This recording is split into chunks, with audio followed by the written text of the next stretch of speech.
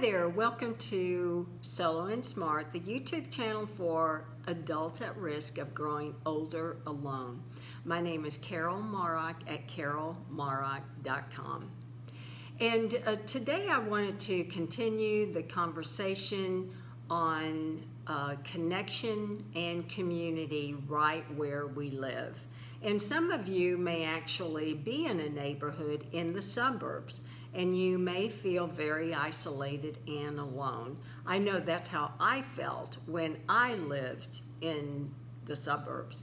However, looking back, I think I could have done a better job and expended more energy into creating more connection and not really focusing on moving and creating a different life.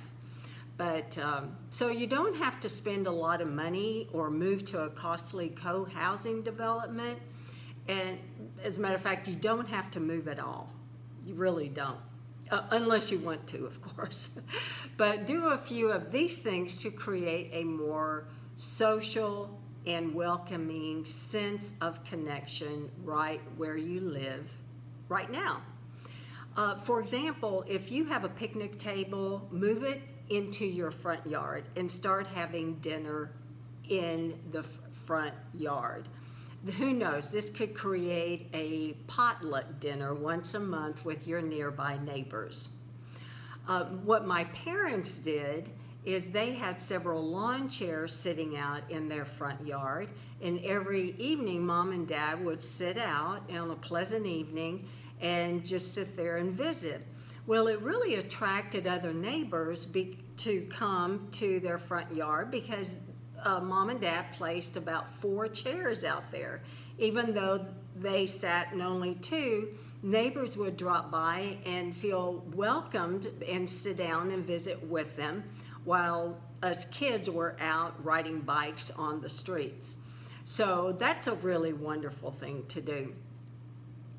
You can also build a garden out in your front yard, maybe beautiful flowers, or start growing vegetables and invite neighbors to plant vegetables alongside in your garden and then start sharing food.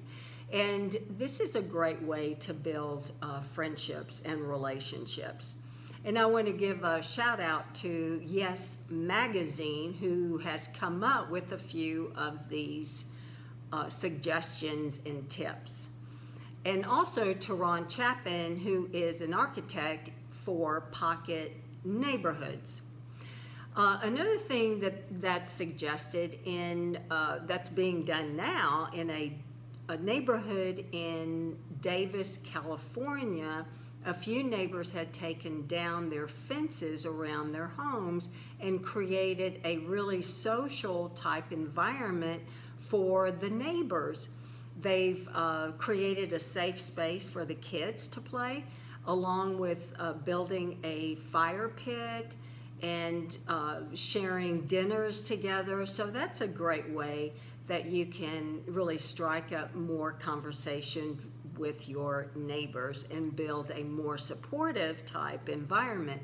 Now, where I live here in a high-rise, we do some things like social groups.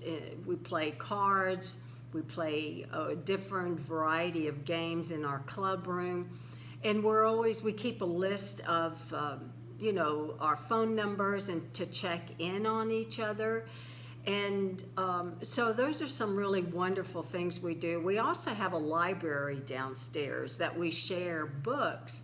But if you live in a neighborhood, consider creating a box or a book lending box where your neighbors can share each other's books.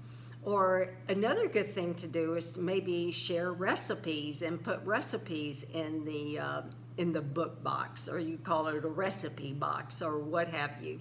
So there are so many things to start your own connection and building community right where you live. All it takes is kind of thinking outside the box, or what I like to call shifting from seeing problems to start focusing on possibility thinking. So circle back tomorrow, and I will have more tips like these on creating community and connection right where you live. Thank you for joining me. Please subscribe to this YouTube channel, and I will see you later.